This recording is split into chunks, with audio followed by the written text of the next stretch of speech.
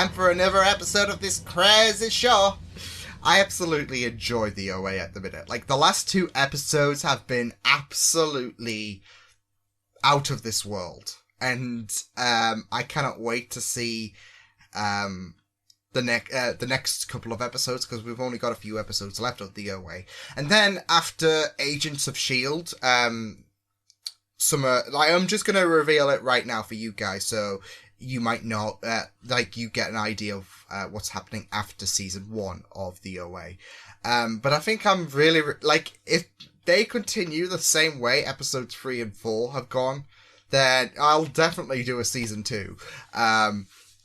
But season 2 might be waiting a few more weeks, just because I don't want to wear myself in and all of that. So what I'm going to do is, after Agents of S.H.I.E.L.D. ends, which I think is after episode 13 or something like that of season 6, then season 2 will start up of the OA. So that will follow Agents of S.H.I.E.L.D. But this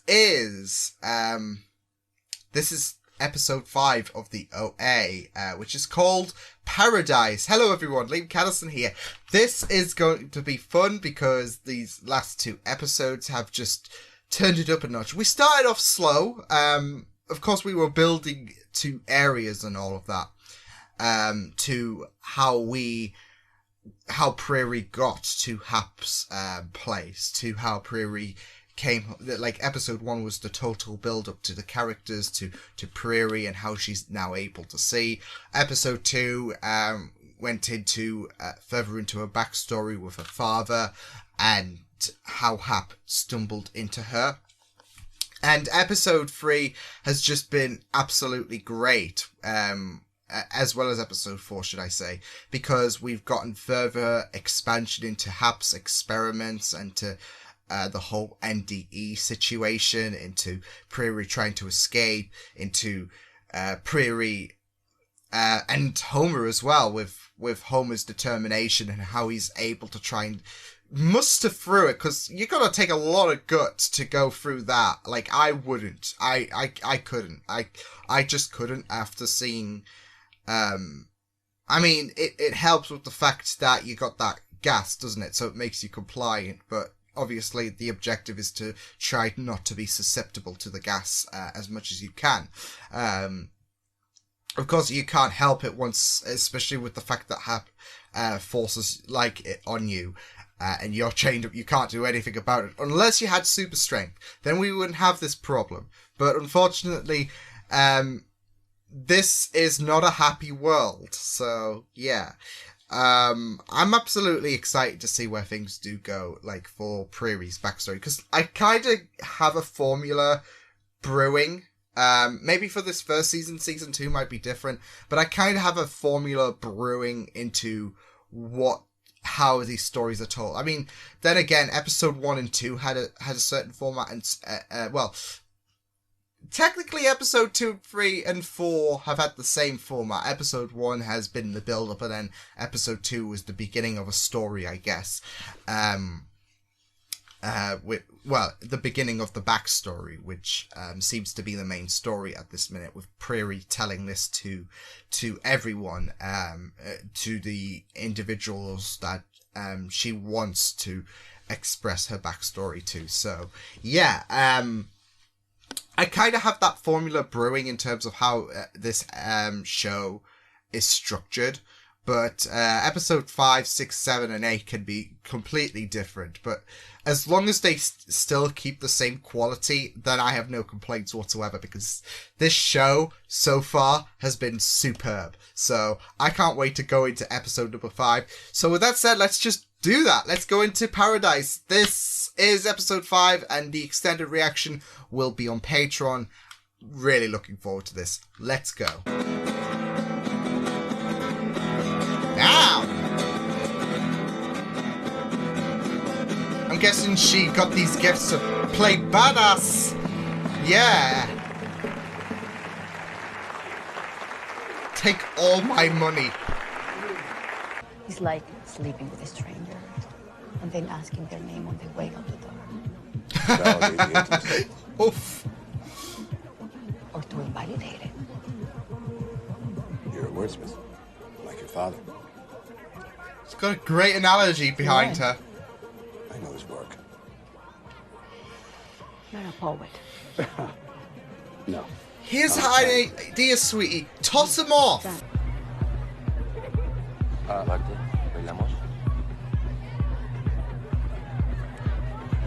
Viaje seguro, señor Muerte. Oh. Hap is sad because she rejected him. It's almost like your shoddy experiments is not that great. That our universe is just one of many universes populating. One of many universes. Hey, we got the multiverse theory. Go on. This would be, of course, a huge. Please tell me we're going into the multiverse. Please tell me we're going into the multiverse. So somebody please tell me what's going on right now. Right now. Just fuck his mind up. This isn't helping anyone. You know my wife, Evelyn. We've been struggling with her illness. Oh, is he in on This this? is a merciless disease. Yes, I it don't is. know how much more of this she can take. It became impossible for her He's to just walk pandering and then be and like, grasp things. But when can we you talked, help out with your talked, with what you she could do? laugh. Ship. Well, can I ask, is he or she one of the captives you left behind? Yes. Okay, so let's accept for a minute your claim the FBI can't help him. Does that mean you have to do it alone? I'm not alone. She got a team, and not the FBI. People like Steve are above the FBI. You know, just have to let that sink in. What is wrong with you? He's married. Okay, all the fucking dads here are Why are you married. telling me the He was fucking just dead like guy a few I'm meters some away guy? as well. You know, Like, this was supposed to be the one night. What? You want another medal? Mom, I'm the What's one the who has deal? two jobs because you can't work. But it's crazy to expect you to act like an adult for once. Just, What? Just what? I don't even know. French. I worked so hard for this. I was a kid in a medical school somewhere. Before that, probably played in the high school band. What if, I don't know, What if we turn out to be like it'll Hap? change? No, we won't change like that. No way. As long as you keep your ideals like pure to heart, you won't be Hap. Will die in the laboratory. They starved to death down there, so bear that in mind. I mean, Oh, there's he's a not microphone wrong. in your shirt. So I'll be with you at every stage. Yay! No, do it. Give him the headaches. Just like, I know a song. I would do that. Peripheral vision doesn't work. Shit.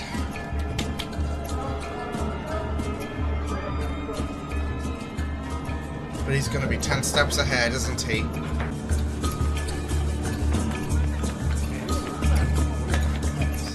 I mean, it's quite the scene, isn't it? But you've got no time to button up, have you?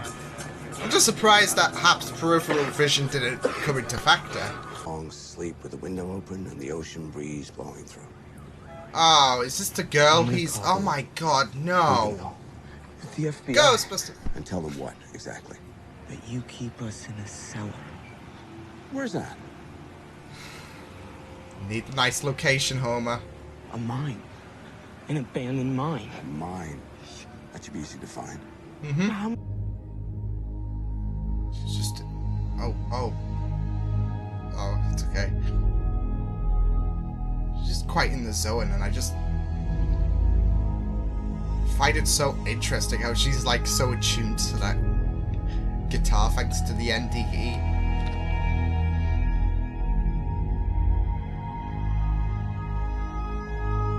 I just love how she captivates the whole crowd. Then I should go. Yikes. He's not got the Oh, the gash didn't clear up. Okay, I thought... How did it heal? A secret. Go, please go. Please. I'm sorry.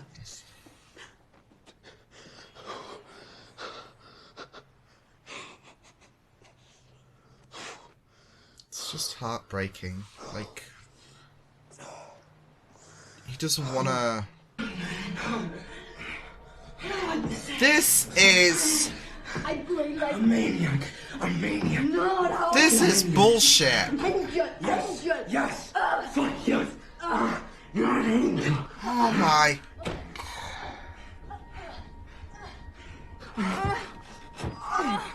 Certainly has stopped Prairie from doing the... She says it's gonna open up a celestial door, a portal that they can escape through. Just she thinks shit's they're scared. You think you know everything? Some fucking doctor you are. Did you know she could see? Scott! Since her last NDE. She calls you the angel hunter.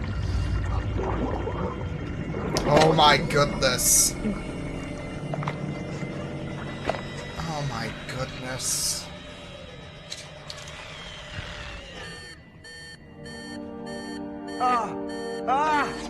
He's dead. No. He's too. Oh my. Oh. Oh no. He's completely done in. You did this. Piss off.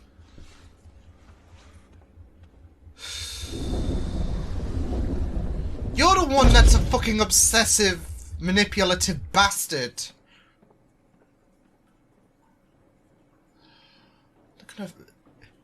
So he's gonna punish her by making them watch his... Oh my god, this is sick. Prairie and Homer should just... Oh god. Some really aggressive dance movements. Do their muscles not ache? Don't care. We need like this connection to work. As fast as I can. Okay, what? Singing to myself, I wanna hold your hand. Wait a second. Running around. It worked. You know when you have to pump the engines a bit further to make sure it, yeah. Tunnel to another dimension of freedom. So that's what they gotta do, like, that's their way to escape this dimension. Awesome. I have the third move. Halfway there. Halfway there. Hap's just done. Save them. I'm gonna teach you the movements. All 5 of them. Oh shit. Another dimension. I will travel there and rescue them. Holy shit. So they are so Prairie's putting that on them. That was insane. I just find it so insane as well that that Prairie and Homer just worked so vigorously. I was wondering, is this like, are they just still going to continue like maintaining the exercise that they seemingly need? Because there was that talk of this bond, like they need to have this connection earlier on in the episode.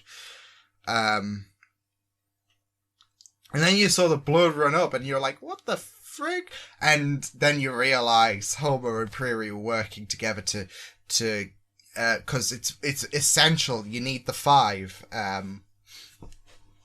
So you had to work so vigorously to try and get Scott back. And, yeah, not just the fact that they brought him back, but now he has the third piece, I guess. So it's kind of like, I don't know, like if you had a puzzle and all of that, and it does this thing, you need all the puzzles to unlock this thing. It's literally like that. In this case, it's unlocking a door to another dimension. So yeah, I mean, Scott said it best, a celestial dimension. But holy crap, I love this. So now we have an idea about where this show is going to be going in terms of the end game for season 1. Because we kind of got the lead up with Catterson, telling Prairie there needs to be 5, which I thought was going to be the current of the OA, because there's like 5 of us there, but it turns out we had that Cuban woman who was kidnapped by Hap after Homer had to bait her, which was like it's very, very sick from Hap to do that. I mean, I guess the impulses or something from Homer had no other choice, to be fair, like considering the fact that he was demanded to succeed, and she seems to be the 5th member, but it also means that she and Rachel are going to have to die for this whole door shtick to work, because it was told to Prairie that to be able to escape, you need 5. So this door will open up, as Scott put it, a celestial door. I just love that description.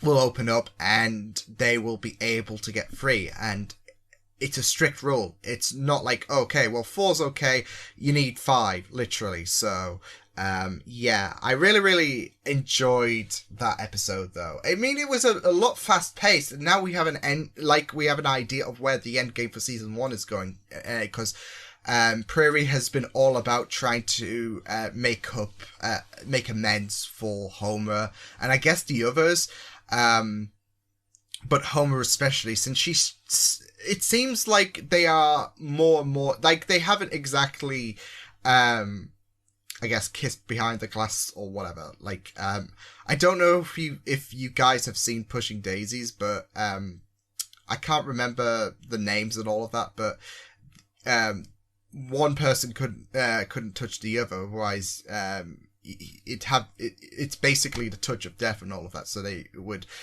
find means to show their intimacy, but not kill the other person. So they could have done although I don't know how filthy those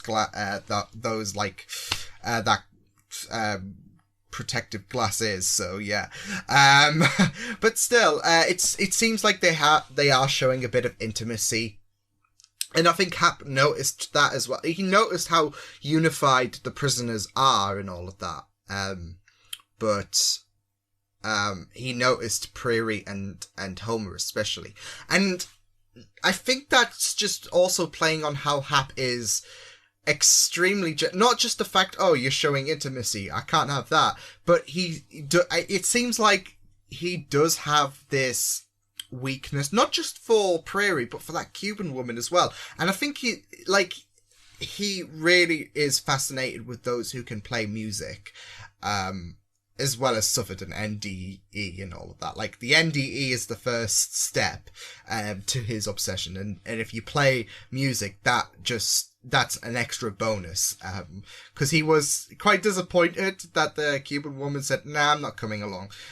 So he went extra measures, and it was absolutely monstrous. I mean, it was disgusting about how Hap really enforced Homer to go through that act of sleeping with that woman in order to get to her. But I mean, he had to take in a bit of punishment as well because of the fact that I think Hap did have an obsession with her, especially with the fact that he listened to her music as well. And yeah, he doesn't like being rejected. So yeah, that was to the point where he stomached, like, he had to go through the fact of, like, I think he had to go through the fact of listening, like, not just to make sure that Homer was compliant to what Hap instructed him to do, but like he's imagining, like, oh, this could be me if I got my own way, but damn it.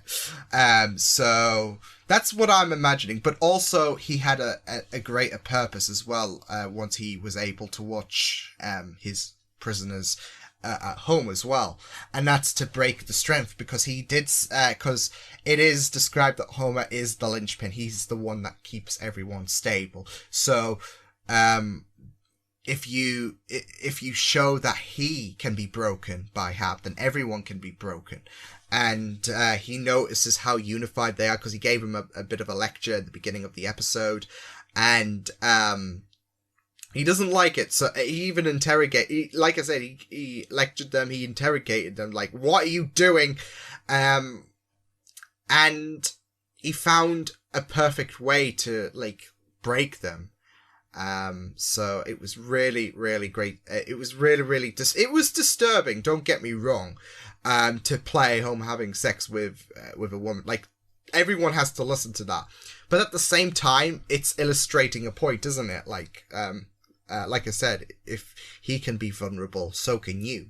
And not just that, though, but it seems like I said, there's intimacy between Homer and Prairie, especially with how Homer is more named dropped and thought about so passionately by Prairie than Rachel, Scott, and the other woman. Though the other woman's she's on a bit of the back foot, because Prairie's able to bond more with Scott, Rachel, and Homer. So yeah, but she shows a lot more intimacy, it seems, especially like how they were lying down, like opposite to each other. Like I even made that point in the last episode. It's like your beds are together and all of that. So yeah, I'm just thinking, like, in a less disturbed way, Hap, why don't you just, I don't know. Well, you can't I don't know. There's a lot of room in that cellar, so why don't you build an isolated room or something like that? I mean, it's not going to stop them from doing their exercises and all of that, their connection exercise. It's more like a routine, isn't it, to with this connection and all of that. So yeah, but why not build, like, if you're so pissed about the fact that Prairie and Homer are showing intimacy, then build a separate like prison, so they don't have that, like, lie down and all of that next to each other shtick. So I don't know, that would just be me. I'm like, haha. Well, then again, he doesn't really give a shit, does he? Like, he's so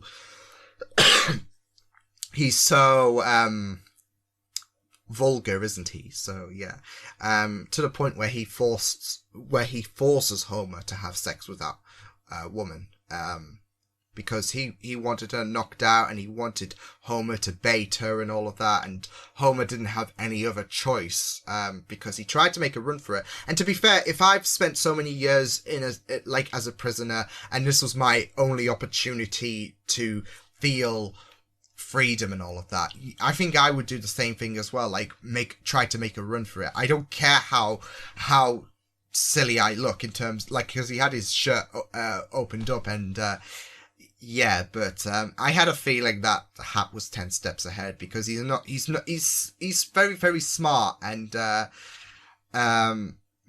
he is not going to let he's not going to be completely silly with the fact that, okay, well, I'm bringing Homer outside for, like, the first time in years, and there's a lot of open environment, so I'm just going to be lazy about the whole situation.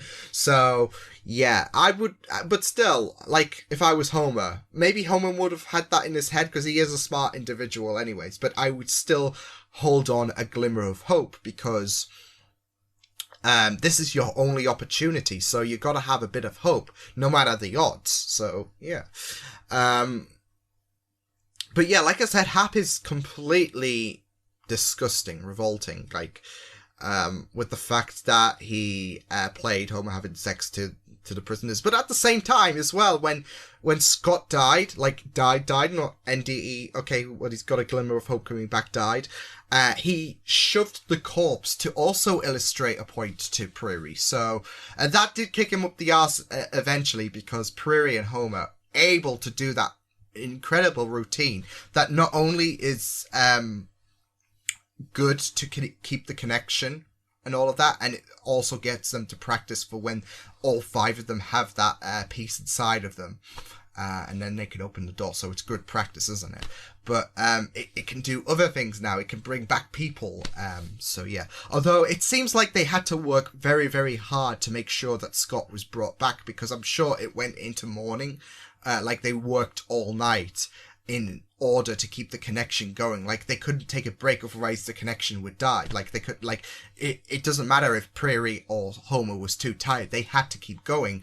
Like this is like, you work so hard to try and make, I don't know what's a great analogy for this, but you get the idea. Like you work so hard to make sure that something works. Like you put so much time into it, and eventually it works, or something like that. And that's what Prairie and Homer had to do. That I assume if they took a break, like give me 5 minutes to cool down or whatever, if they took a break, the connection would have died, and they'd have to start all over again if they wanted Scott back. So yeah, I really, really enjoyed exploring more about not just this thing inside of them, but how it impacts the current group today. People like Steve, like French, who had a really, really we focused on a bit more of him today, especially with the fact that the mother's a bit of a burden. Like she's quite disastrous. She doesn't want, she feels like the extra work that Alfonso is putting in doesn't, like, yeah, whatever. But he's doing he wants to do the best he can, and that means getting all the achievements. He's wanting to do great. So I kind of get it was like a half-assed compliment when she says, you're still going to do good even without those accomplishments, because it's like, oh, well, at least you got a bit of care, but still, the way you're going about it, though, and the way you're just disregarding his achievements, it's like, he wants to work for this. So I felt a bit for Alfonso, because it seems like he doesn't have anyone but Buck, and I do ship them two so much. I don't know why, but they have a strong vibe when they're together. So, yeah. Here we go. We're shipping already. But then again, I did with Homer and Prairie. But here we go. So, yeah. Love how BB-8 is so super inspired by Prairie's story, because she had an emotional she had an emotional hug from Prairie and all of that, with her brother comment and all of that, with after Prairie talked about going to that afterlife dimension or whatever, and it was really, really emotional. And then she does the practice, she does a small amount of practice, and it's great to see how inspirational Prairie is to BB-8, so I love it. But yeah, it was a really, really great episode. Sadistic stuff from Hap. I mean, as you would expect by now, you expect Hap to be absolutely sinister, sadistic, an absolute piece of shit. But at the same time, he's also a bit, he has this funny way of giving his prisoners a bit of luxury, but he's not getting too complacent and all of that. Like I said, he took Homer to Cuba, and there was a lot, there's an opportunity, Hap knew that Homer was going to escape, but he would take extra precautions to make sure, okay, so I know Homer's going to escape, so I'm going to keep word to the wise to everyone, saying, okay, if that basically he's my son, and he's got brain damage, so yeah. But it's just really, really fascinating. Scott tried his best as well to break free as well, to be excluded from the whole experimentations thing. And it's clear that he's just absolutely scared because he can't suffer. He can't go through this because he will die. And he actually died. Not NDE.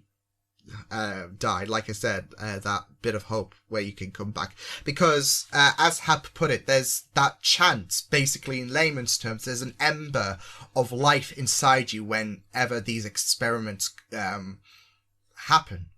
And I think this is pretty relevant and all of that, ember with water and all of that, especially with the experimentations that Hap is doing. But there's an ember inside of you that's clinging on for life with these NDE survivors. So they are able to return and you don't need to worry about them actually dying. Although in this case, he actually did die. Like August did, and their accidents and all of that, like, the ember is put out. So yeah, although it was like, we know that the embers are like a small chance, but for Scott's case and the way that Homer and Prairie brought back Scott, it's like an ember of an ember, if you get what I mean. It's like a fragment of a fragment or something like that. But that literally was the case, because we thought Scott was done in when the NDE experiment on Scott absolutely backfired so much. And he shoved the corpse in as a point to prove to Prairie, to everyone. Well, Prairie especially, considering he blamed this all on Prairie. But as with the whole playing the sex audio to everyone, it's more specifically targeted to Prairie, considering Prairie has a more emotional. Well, I mean, that has a stronger message with the fact that it's trying to break everyone's spirits by showing, hey, your linchpin is basically weak, so you can all be weak and all of that. But he notices Prairie and Homer have that attachment, and he gives off an extra smile by punishing Prairie more. So yeah, it was just absolutely morbid. To see how far he's willing to go in terms of punishing them, because that's Hap at the end of the day. He's a sick, sinister character who can be he's passionate. There's that, and has a funny way of giving people a bit of like a glimmer of sunshine, I guess. But not to give too complacent. There's clouds over that sunshine. It's like overcast, but there's a bit of sun, isn't there? So that's Hap in a nutshell in terms of how he treats his prisoners. But it was a faster paced episode. Not gonna lie. Not that that's a bad thing, though. It just a lot more went on, and now we've got an idea of where we're going with the current people with Prairie in terms of rescuing everyone by them learning to use these moves to open the door to another dimension so they can rescue Homer and co. So I really, really like the direction this story is headed, and I'm not gonna lie, this show is absolutely it's engrossing me it's engrossing me more and more. There's also one point I wanted to comment about. And it's a small thing, because it was on the radio, so it's not like it was like full blown in your face, and it's one of those small comments I take into account. But with the talk of near-death experiences and how deep that goes in this show, there was the talk of the multiverse, and now we've got talks of different dimensions and all of that. Please, just give me more reasons to love this show even more, because I love, I guess I am to the multiverse as Hap is to near-death experience. I really, really dig this shit. So, if this show is going to delve into the multiverse, just sign me fucking up. Maybe season 2 or something like that, because like I said, we have an idea of where this show's going to go in terms of Prairie, and now telling the story, and the reason it, like, she's told of her past to these people is to prepare them for their chance to practice these movements and to open this door to rescue Homer and co. So we have a clear idea of where the remainder of season 1 is going, at least.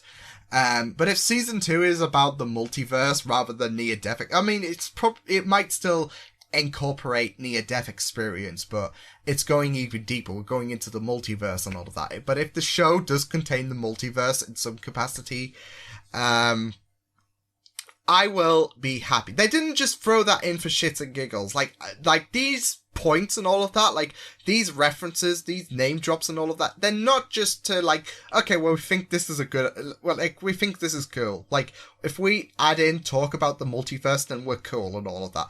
These things have a point. So, please, for the love of God, make me love this show even more than I do already. But yeah, this was a great episode. I feel so bad for Homer. But Hap really had him on a lynch, and I don't think there was any other way for Homer, because he was demanded success, and Hap got it. So he's got prisoner number 5 and all of that, so yay. But yeah, this was a great episode, though. I absolutely did love it, and the OA is continuing to impress me even further, so this show is absolutely solid at the minute. But yeah, I will see you guys next time. Hope you guys enjoyed this reaction. You can check the videos on the right if you want to check out more of my content. You can also subscribe to my media feeds and channel if you want to. Hope you guys enjoyed this reaction. Hope you guys take care, and I will see you guys next time. Toodles!